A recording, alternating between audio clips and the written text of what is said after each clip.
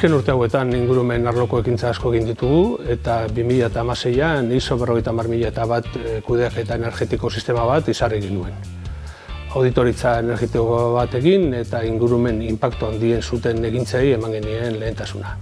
Aipatuko nituzke pabelloien argiztapena, 450 foku baino gehiago aldatu ziren LED sistemara, konpresoren atalean abiadura aldakorreko ekipo berria jarri ditugu, hauek potentzia doitzen dute kontsumoa optimizatzeko.